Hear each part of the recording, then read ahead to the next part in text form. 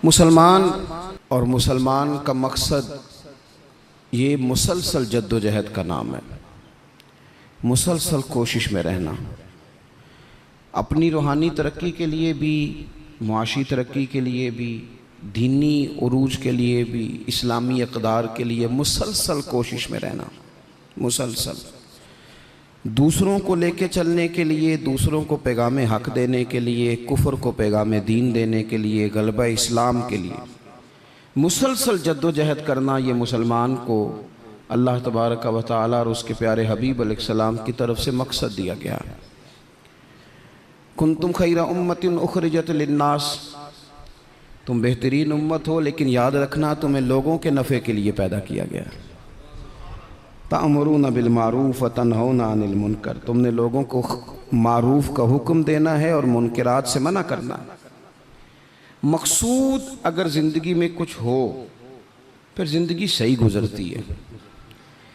बेमकसद जब ये लोग ज़िंदगी गुजारते हैं तो आहिस्ता आहिस्ता परेशान रहने लग जाते हैं। मकासद क्या थे? मकसद ये था कि मैंने ना 2-4 करोड़ रुपया ज़िंदगी में जमा करना है, तो हो गया जमा, अब क्या करे? अब परेशान रहने लग गया। अब कहता है पता नहीं सारा कुछ है, मेरा दिल ही नहीं लगता। मकसद इसका ये था कि मैंने ना बहुत अच्छी बिल्डिंग बनानी है, बेहतरीन मकान बनाना है, तो बन गया मकान। अब भाई ये छोटे मकासद थे। मैंने मुल्क से बाहर जाना है, जाके सेट होना है, तो हो गया सेट। अब मकासद जब तक बड़ा नहीं होता, मुसलमान मकसद हयात को जब तक पहुंचता नहीं और जब तक वो सही डायरेक्शन पर चढ़ता नहीं, उतनी देर वो परेशान है। वो टामक टोनियाँ ज़रूर मारता है, वो वाली बीमारियां ढूंढ के ले आता है जो दरअसल उसकी बीमारियां हैं ही नहीं। वो ढूंढता चूँकि उन चीज़ों को है, फिर इलाज भी उन्हीं का करता रहता है। याद रखें, ज़िंदगी बामकसद बनाएं। मकसद क्या हो? निरी रोटी कमाना मकसद ना हो, रोटी कमाएं भी और लोगों को खिलाएं भी। आप अगर इसलिए माल बढ़ाएंगे कि मैं मालदार हो जाऊं, तो ये तो महमूद नहीं, ये प्यारा नहीं आपका ये नज़रिया। लेकिन अगर माल इसलिए कमाएं कि या अल्लाह पैसे देना, पर मुझे तरीक़ा भी हज़रत उस्मान गनी वाला देना, मुझे सलीका हज़रत अब्दुर्रहमान इब्ने औफ वाला देना। आप अगर मकासद के तहत ज़िंदगी गुजारेंगे तो बेचैन नहीं रहेंगे। अगर आपका कोई मकसद है, आप अगर सहाबाए किराम अलैहिम रिदवान की मुक़द्दस ज़िंदगियों को देखें तो कोई मकसद था, कुछ पीछे था जिसके लिए वो जद्दोजहद कर रहे थे। हज़रत मौला अली शेर खुदा करमल्लाहु ताला वजहुल करीम, एक बात करता हूँ, एक मिसाल देता हूँ। हज़रत अली शेर खुदा का शुमार बज़ाहिर अभी बच्चों में होता था जब कलमा पड़ा, और जब सारी बरादरी इकट्ठी थी और हुजूर ने फरमाया मैं अल्लाह का रसूल हूँ, कौन कौन मेरे साथ दीन की मदद करेगा, कौन मुश्किल वक्त में हिफाजत करेगा, तो सब चुप रहे। हज़रत अली उठ के खड़े हो गए, कहा या रसूल अल्लाह, मैं मुहाफिज भी बनूंगा और दीन का मददगार भी बनूंगा। अब एक मकसद बना लिया है कि मैंने तलवार लेनी है, मैंने दीन की हिफाजत करनी है, मैंने ये काम करना। एक मकसद तो है ना यार, एक प्रोग्राम बना लिया है। अब हज़रत मौला अली शेर खुदा हर मैदान में पहली सफ़ में नज़र आए। एक मौका ऐसा आया जहाँ मेरे हबीब अलैहिस्सलाम ने फरमाया कि अली, तुम मदीने में मेरे पीछे रहो, बच्चे हैं, औरतें हैं, निगहबानी है, और मैं इसलिए इसी तरह तुम्हें छोड़ के जा रहा हूँ जिस तरह हज़रत मूसा अलैहिस्सलाम जनाब हारून को छोड़ के गए थे, मगर ये कि मेरे बाद नबी कोई नहीं। एक मौके पर सिर्फ छोड़ के गए, जिहाद पे साथ नहीं लेके गए, तो हज़रत अली रोने लगे। अल्लाह करे आपको समझ आए मेरी बात की। बच्चा हमारा भी रोता है, पर वो कहता है मैंने सैर के लिए जाना है। मकसूद कुछ और बना लिया है ना। पैसे हमारे बच्चे भी मांगते हैं, पर वो कहते हैं कि टूर जा रहा है, मैंने साथ जाना है। हमें भी रोना आता है कई दफ़ा, लेकिन वो जो पार्टी हमने काबू करनी थी वो कोई और करके ले गया। ये तो ग्राहक मेरा था, ये दाएं बाएं कैसे निकल गया। रोना तक आ जाता है, उनका भी रोना था। अर्ज़ की या रसूलल्लाह सल्लल्लाहु अलैहि वसल्लम, आप मुझे बच्चों और औरतों पर छोड़ कर जा रहे हैं? तो हुजूर सल्लल्लाहु ताला अलैहि वसल्लम ने फरमाया, अली उसी तरह छोड़ के जा रहा हूँ जिस तरह हज़रत हारून को जनाब मूसा कलीम छोड़ के गए थे।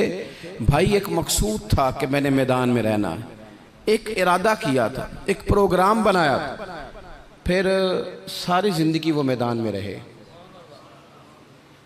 उनको जब खंजर लगा ना कूफे की जामे मस्जिद के करीब, तो बंदे को तकलीफ़ होती है तो वो हाय करता है, बेटे को आवाज़ देता है, नसीहतें लिखवाता है। लेकिन मौला अली को खंजर लगा तो क्या कहते हैं? कहते हैं फुज़्तु बिरब्बिल काबा, लो भाई लोगो रब्बे काबा की कसम आज मैं कामयाब हो गया हूँ। एक मकसूद बनाया था ना, आज मैं उस मकसूद तक पहुँच गया हूँ। यार कोई मकसद तो हो। लो सुनो बात, बुखारी में मौजूद है। एक खातून थी जो मस्जिद नबवी शरीफ में झाड़ू देती थी। मुश्किल काम है? चलें आप बताएं मुझे, मस्जिद के अंदर झाड़ू देना आसान है कि मस्जिद का सदर बनना आसान है? नहीं, सदर बनना ही सौखा दे, इसलिए कि सदर बन के करना कुछ नहीं ना, आर्डर ही जारी करना है। इल्ला माशाअल्लाह अच्छे लोगों की बात नहीं करता। इसलिए अच्छा ज़्यादा अजर वाला काम तो ये ना कि अल्लाह का घर साफ किया जाए। मैंने तो उलमा से कई जगह कहा है कि इस ओहदे का ना आप कोई नाम बदल दें, इस सीट का निगरान कर दें, सरपरस्त कर दें। क्योंकि जब सदर आप कह देते हैं ना, तो सदर पाकिस्तान का सबसे बड़ा आइनी ओहदा है, और सदर अगर बाइख्तियार हो तो पहला काम असेंबलियाँ तोड़ने का करता है, तो फिर मुश्किल हो जाएगी। एक खातून मस्जिद नबवी शरीफ में झाड़ू देती थी। कोई मकसद तो है ना यार, यानी जुमे वाले दिन मैंने झाड़ू देना है, कोई मकसद तो है। मैंने यार अल्लाह के घर, अल्लाह का घर समझ के, कमेटी की मस्जिद समझ के नहीं, महल्ले की मस्जिद समझ के नहीं, रब का घर समझ के मैंने यार वो वाशरूम साफ करने हैं जिनके अंदर लोग गुजरते हैं और नमाज के लिए अपने आप को तैयार करके लोग वुजू से फारिग होकर के आते हैं। एक मकसूद है, एक इरादा कर लिया है, कोई प्रोग्राम तो हो। ऐसे मुहम्मल फजूल वक्त गुजरता जाए। यानी हमारे यहाँ ना कुछ लोग कहते हैं मैं बोर बड़ा होता हूँ।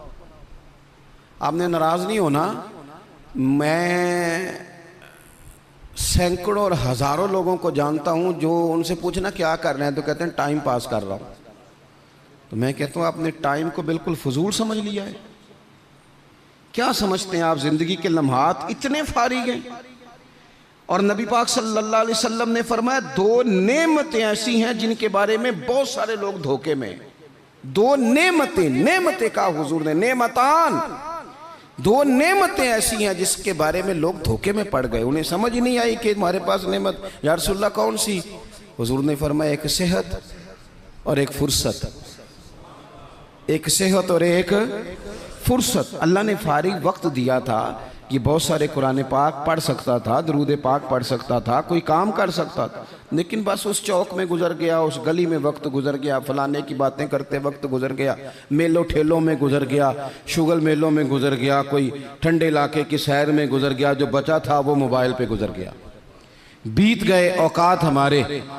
कोई मकसूद है मेरे अजीज? मस्जिद में झाड़ू देती है खातून, बीमार हो गई लेकिन बामकसद जिंदगी गुजार रही थी ना। उसने किसी न किसी तरीके से अपने आप को मदीने वाले महबूब के दीन से जोड़ लिया था। झाड़ू देती थी मस्जिद में, बीमार हो गई। कुर्बान जाएं रसूल कायनात यानी अल्लाह की रहमत कामिला, हुजूर खुद चल के तीमारदारी करने तशरीफ ले गए और फरमाया अगर ये इंतकाल कर जाए तो मुझे खबर ज़रूर करना। सहाबा फरमाते हैं रात का वक्त था, ठंड का मौसम था और हुक्म भी ये था कि जब कोई इंतकाल कर जाए तो जल्दी तदफीन कर दो। हमने हुजूर को तकलीफ़ देना मुनासिब न समझा, गुस्ल कफन का बंदोबस्त हुआ, जनाजा पड़ा, दफन कर दिया। इसने कुछ किया है, इसने ना दीन के साथ कुछ ताल्लुक़ बनाया है। अल्लाह हमारा भी नाम झाड़ू देने वालों में लिख दे। कोई ताल्लुक़ तो इसने बनाया है ना, कहीं किसी कोने में जाके इसने रिश्ता दीन से जोड़ा है। हुजूर सैयद आलम अलैहिस्सलाम सुबह तशरीफ लाए तो सारा कुछ जानने वाले महबूब पूछने लगे तुमने मुझे बताया क्यों नहीं? ये भी एजाज के लिए, वरना अल्लमा का मालम तकुन तालम। हुजूर सैयद आलम अलैहिस्सलाम ने फरमाया क्यों नहीं बताया? कुर्बान जाएं, मर जाने को जी चाहता है इस अदा पर, सारी कायनात जाए हुजूर के रोज़े नूर पर। और नबी पाक ने पूछा बताया क्यों नहीं? या रसूलल्लाह रात थी, तकलीफ देना मुनासिब नहीं समझा। ओ बूढ़ी अम्मा तेरे नसीबों पे हमारे माँ बाप कुर्बान हो। हुजूर फरमाने लगे मुझे बताओ उसकी कब्र कहाँ है? मैं यानी हुजूर किसी की कब्र पे आ जाए, अल्लाह की सारी रहमतें आ गई। करीम महबूब अलैहिस्सलाम कब्र पे गए। वैसे तो दूसरा जनाजा जायज़ नहीं, एक ही शर्त में जायज़ है कि अगर वारिस ने नहीं पढ़ा तो दूसरा जनाजा पढ़ा जा सकता है, लेकिन हुजूर तो खुद वारिस है ना सारी उम्मत के, और हुजूर इख्तियार रखते हैं, शारे हैं। हुजूर कब्र पे गए, यही बड़ी बात थी कि हुजूर उसकी कब्र पे चले गए, लेकिन कब्र पे खड़े होके हुजूर ने फरमाया दोबारा सफ़े बनाओ भाई, मैं दोबारा जनाजा पढ़ाऊंगा। क्योंकि कोई मकसद तो था ना, ये मस्जिद में झाड़ू देती थी। आखिरी वेले मेरी आखियां राह तकना है तेरा, तेरा ते कुछ भी नहीं जाना सजना, पा जावें जे फेरा ते सौखा निकले सावे जहूरी, जे वेख लवा मुख तेरा। हुजूर तशरीफ ले आए, खुद तशरीफ ले आए और कब्र मुबारक पर खड़े होके दोबारा जनाजा पढ़ाए। नौजवानों, बड़ा वक्त ज़ाया हो गया, बड़ा। हमने ज़िंदगी में जो सबसे ज़्यादा चीज़ ज़ाया की है वो वक्त है। याद रखना, मुझे न बताना, किसी दोस्त को न बताना, लेकिन अपने आप से ज़रूर सवाल करना कि ज़िंदगी में हमें जितनी नाकामियाँ मिली हैं ना, उसकी असल वजह यह है कि हमने वक्त ज़ाया किया है, और बड़ा ज़ाया किया है। हम एक तो मकसद नहीं बना सके, दूसरा अपने वक्त को सही मैनेज नहीं कर सके। हम बड़ा कुछ कर सकते थे, अल्लाह तबारक व तआला ने सलाहियत दी थी, बहुत सारे काम हम अपने ज़िम्मे लेते तो कर जाते, लेकिन वक्त ज़ाया किया। इमाम बहकी ने हदीस लिखी है, मेरे रसूल पाक सल्लल्लाहु ताला अलैहि वसल्लम ने इरशाद फरमाया, जब सुबह दिन चढ़ता है ना तो दिन ऐलान करता है, वो दिन ऐलान करता है, कहता है मैं आज आया हूँ, आज के बाद नहीं आऊँगा, आज के बाद नहीं आऊँगा। कुछ करना है तो कर लो, आज जो दिन आया है ना, आज ये क़यामत तक दोबारा वापिस नहीं आएगा। कुछ कर लो। जिसने आज तिलावत नहीं की उसका ये दिन बगैर तिलावत के गुजर गया। मेरे अजीज, जिसने आज दरूद पाक नहीं ना पढ़ा, हुजूर को याद नहीं किया, उसका ये दिन गुजर गया बगैर दरूद पाक। जिसने आज सजदों की कसरत नहीं की, ये दिन बीत गया। दिन कहता है दोबारा नहीं आऊँगा। हज़रत उमर बिन अब्दुल अजीज़ रहमतुल्लाह अलैह से किसी ने कहा, हुजूर ये काम रहने दें, कल कर लेंगे। तो आप फरमाने लगे, अगर ये काम कल करूँगा तो जो काम कल करने वो कब करूँगा? ये कल पे डाल दूंगा तो जो काम कल करने वो फिर कब करूँगा? वो कल वाला दिन भी फिर इसी तरह गुजर जाएगा। 39 साल उम्र पाई हज़रत उमर बिन अब्दुल अजीज़ ने। कितनी? हल्का सा बोलिएगा।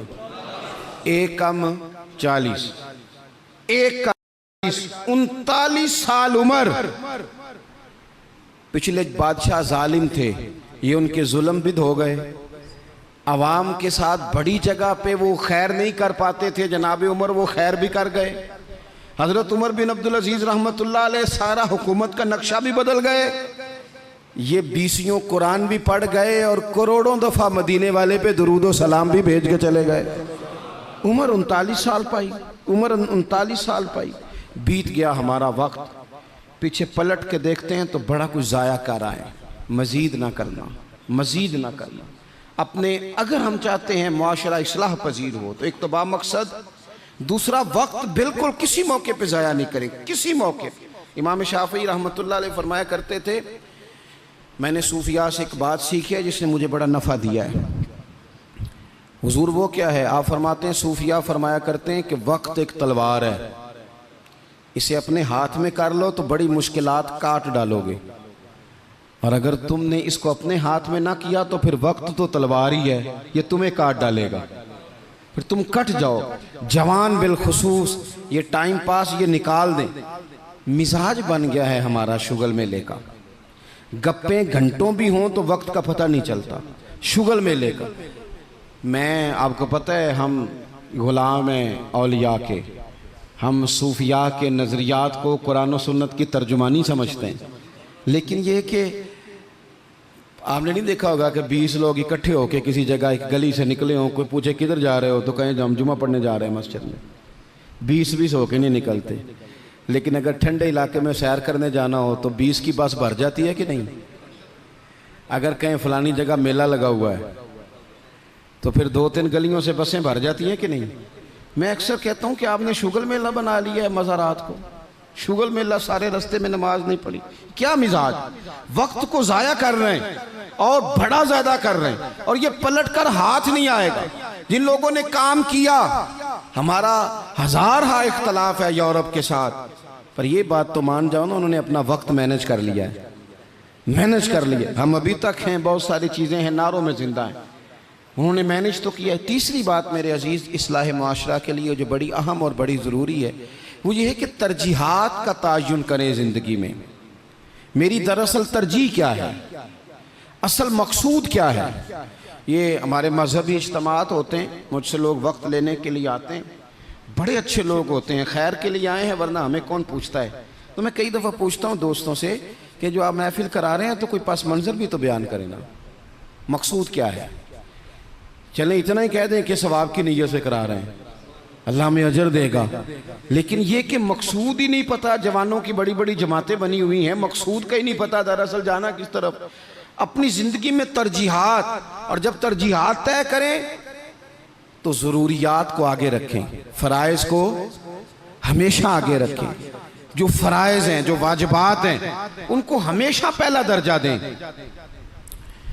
बहरहाल महफिल कराना मुस्ताहब है और नमाज पढ़ना, आहिस्ता क्यों बोलते हैं आप, नमाज पढ़ना, ख़त्म शरीफ दिलाना बहरहाल मुस्ताहब है, लेकिन सही कुरान पाक पढ़ना सीखना ज़रूरी है।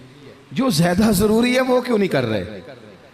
तरजीहात अगर आप ले आएंगे ना, मैं बहुत सारे लोगों को जानता हूँ तवज्जो से ख़त्म दिलाते हैं, हमें भी कहते हैं मौलाना इस दफ़ा अब्बा जी के ख़त्म पे आपकी बारी है, पिछले साल फलाने को बुलाया था, उससे पिछले साल फलाने को। भाई आप नमाज पढ़ते हैं, कहते हैं आप दुआ करें, आप दुआ करें मैं शुरू कर दूं। तो मैं कहता हूं अगर नमाज की दुआ करानी है घर बैठे बैठे मुझसे, तो ख़त्म की दुआ नहीं घर बैठे बैठे हो जाती, वो भी कर देता हूं, यहीं से अल्लाह ताला उनको उनकी मगफिरत फरमाए। तरजीहात हमेशा आपके जो ज़रूरी काम है, याद रख लें आपके मदरसा बड़ा ही ज़रूरी है। मैं किसी की तारीफ़ बड़ा कम करता हूँ, इसलिए कि तारीफ़ खुशामद बन जाती है तो बंदा मुश्किल में आ जाता है। लेकिन अभी मैं आया हूँ ना, तो यहाँ बच्चे साथ कुरान पाक पढ़ रहे थे।